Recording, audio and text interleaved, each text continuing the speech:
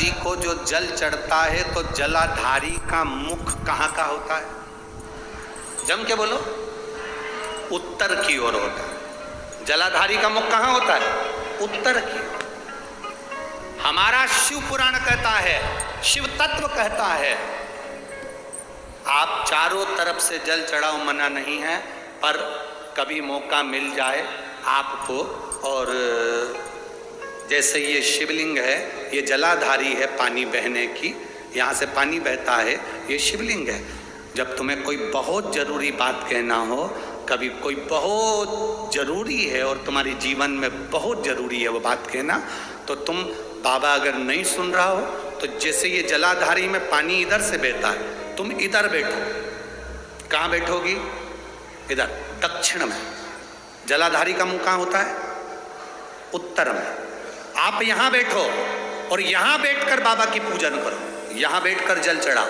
वो पानी यहाँ जब बहकर, तुम यहाँ बैठकर जब जल चढ़ाओगी, दक्षिण में बैठकर उत्तर की ओर मुंह कर कर जब जल चढ़ाओगी और उत्तर में ही पानी बहकर जाएगा, तो तुम्हारे को रिजल्ट जल्दी आएगा। ये निश्चित है, आपका फल आपको मिलेगा, प्राप्त होगा।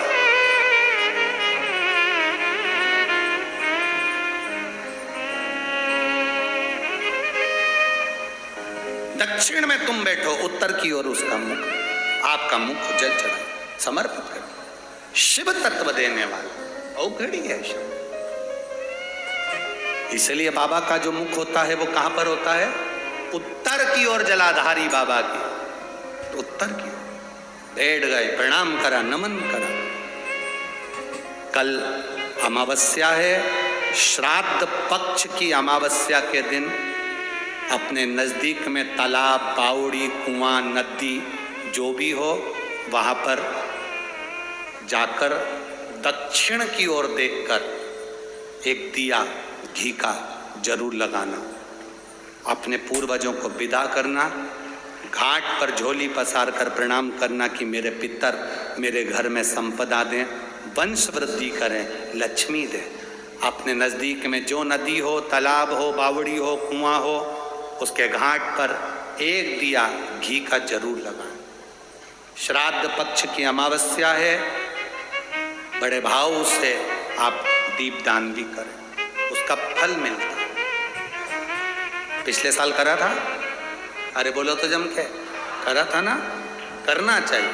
उसका फल क्या होता है ये समय पर मालूम पड़ता है। जब दुख की घड़ी आती है, तकलीफ की घड़ी आती है, तो हमारे पितर हमारे लिए खड़े रहते। भगवान शिव के साथ आगे वर्णन आया, 12 ज्योतिर्लिंग का स्मरण कराया। 12 ज्योतिर्लिंग में जो पावन चरित्र सुनाया है श्री सोमनाथ जी का। चंद्र को काया का रोग हुआ और भगवान शंकर की पूजन कर कर काया के रोग से मुक्त हुए। अहमदाबाद में जो कथा होगी 26 तारीख से, वो चंद्र शिव महापुराण की कथा। चर्म रोग, दांत, खाज, खुजली, कैंसर, टीबी, श्वास, फेफड़ों का रोग, चलने में दम भराना, सांस फूल जाना, बात करने में दम भरा जाना, थोड़ी सी दूर चलने पर हांपड़ी भरा जाना, ये जिन जिन को जो जो बीमारी है, हाथ में कंपन आना, थोड़ी थोड़ी देर में हाथ पैर कांपना, या सिर के पीछे का हिस्सा दुखना, जिन जिन को, या कमर में कहीं गैप आ जाता है, हड्डी में कहीं गैप आ जाता है, उनको अहमदाबाद की जो कथा रहेगी 7 दिन की 26 तारीख से, वो कथा 7 दिन की पूरी सुनना। उसमें जो जो 3-4 उपाय उसमें जो बताए जाएंगे उसको अपनी जिंदगी में धारण करना। 5 दिन या 7 दिन की कथा आप लोग अगर सुन लेते हैं और उस कथा का एक आनंद आप लोग कर लेते हैं, तो कथा के चलते में ही तुम्हारे हाथ के कंपन धीरे धीरे बंद हो जाएंगे, ये निश्चित है। शिव महापुराण की कथा में वो बात, उस कथा का नाम है चंद्र शिव महापुराण की कथा। उसको सुनना, अपने जीवन में उतार। सोमेश्वर भगवान का नाम पड़ गया। अगला वर्णन आया है मल्लिकार्जुन का। भगवान षडानंद कार्तिकेय को मनाने के लिए माता पार्वती जी शिव जी गए, मल्लिकार्जुन के रूप में विराजमान हुए। फिर वर्णन आया है महाकाल का। दूषण नाम के राक्षस का संहार किया भगवान ने। और भगवान काल अधिपति बनकर विराजमान हुए महाकालेश्वर। ओमकारेश्वर बिंद नामक पर्वत ने तप कर कर भगवान शिव को पाया। समझने वाली कथा है। शायद हमने भी अपनी जिंदगी में पहली बार इस संवाद को बांचा है, और जितने आस्था चैनल पर कथा सुन रहे हैं और जितने मोबाइल पर और जितने इस कौड़िया गांव में सुन रहे हैं, इस संवाद को पहली बार आप लोग भी सुन रहे हैं। पहली बार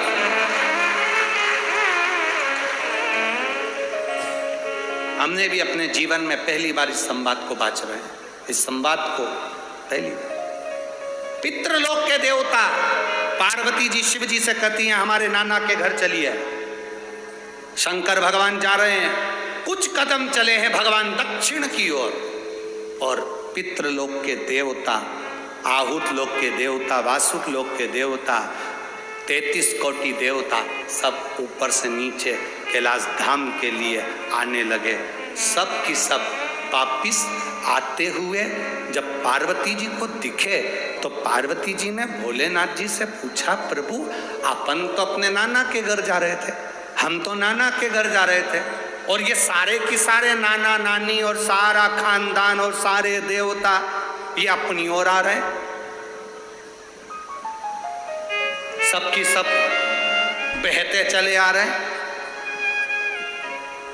अपन जा रहे दक्षिण में, ये जा रहे जम के बोलो उत्तर में। अब आप दक्षिण में जा रहे हो और वो सामने से कोई व्यक्ति आ रहा है तो किधर की साइड आएगा? उत्तर की। अपन जा रहे दक्षिण में, ये सब आ रहे उत्तर में।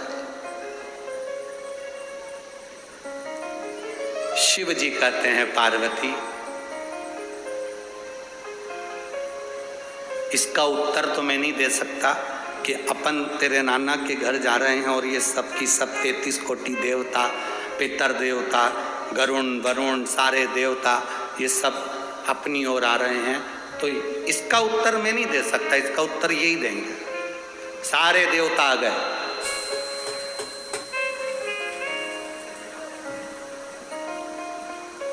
सब की सब शंकर जी की ओर जा रहे हैं। शंकर जी जाते हुए दिख रहे हैं, शंकर जी जाते हुए दिख रहे हैं दक्षिण की ओर, और ये सब उत्तर की ओर।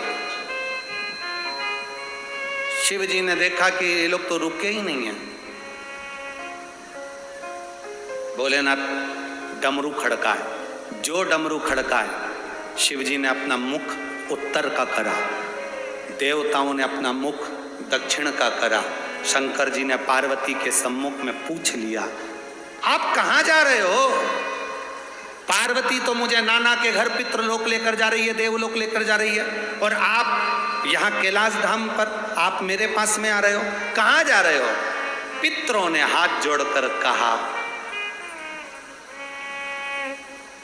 हाथ जोड़कर पितर कहते हैं हमारा भोले बाबा, हमारा दामाद, हमारी बेटी हमारे घर आए, या हमारा शंकर हमारे पास में आए, ये ठीक नहीं। हम हमारे भोलेनाथ के पास जाएं, इससे बढ़कर कोई सौभाग्य नहीं है, इससे बढ़कर कोई सौभाग्य नहीं है। बाबा पितरों ने हाथ जोड़कर शंकर भगवान से विनती करी, है भोले बाबा बस इतनी कृपा करो, संसार में रहने वाले मनुष्य श्राद्ध पक्ष में केवल 16 दिन हमको जल देते हैं। कितने दिन देते हैं? 16 दिन। धूप 16 दिन देते हैं, ब्राह्मण भोज 16 दिन कराते हैं, गौ भोज 16 दिन कराते हैं, कौवे को भोजन 16 दिन देते हैं, कुत्ते को भोजन 16 दिन देते हैं। हमारे ये पितृलोक के देवता कर रहे हैं कि मृत्यु लोक में रहने वाले हमारे परिवार के लोग हमको केवल 16 दिन भाग देते हैं, बाकी के समय हम सब भूखे प्यासे रहते हैं। आप कृपा करो भोलेनाथ जी, आप करुणा करो। पार्वती जी ने देखा मेरे नाना जी आपसे विनती कर रहे हैं। नाना बोलो क्या चाहते हो? पितृलोक से पितरों ने और देवताओं ने कहा, भोलेनाथ आज हमें वर दे दीजिए, आपके ऊपर जब जल चढ़ेगा उसका एक अंश पितरों को, देवताओं को, सबको प्राप्त होगा। शिव जी ने कहा हम वर तो दे देंगे पर मना नहीं, वर देने में मना नहीं है। हम तुम्हें वर दे देंगे कि हमारे ऊपर चढ़ा हुआ जल पितरों को भी मिलेगा, देवताओं को भी मिलेगा, देवियों को भी मिलेगा, पर हम आपसे एक वर चाहते हैं। शंकर जी ने जैसे ही कहा वर चाहते हैं तो पितर बोले कौन सा वर? शंकर भगवान कहते हैं हम आपसे केवल इतना चाहते हैं, अगर कोई हमारे मंदिर में आकर शिवलिंग पर जल चढ़ाएगा उसका एक भाग तुम्हारे खाते में जाएगा, पर आशीर्वाद आपको देना पड़ेगा कि उसके घर में कभी पितृदोष नहीं होगा, उसके घर में कभी पितृदोष नहीं होगा, कभी आहु दोष, कभी वासुक दोष नहीं होगा, कभी उसके दरवाजे पर काल सर्प दोष नहीं होगा, कभी उसके दरवाजे पर दुख नहीं आएगा। पितरों ने वचन दे दिया जो शंकर जी पे जल चढ़ाएगा, पितर कहते हैं अपनी बेटी पार्वती को देखकर, अपनी नातिन को देखकर हम उसके घर से कभी भी दुख नहीं देंगे, हम उसको झोलियां खुशियों से भर देंगे। हम वो पितर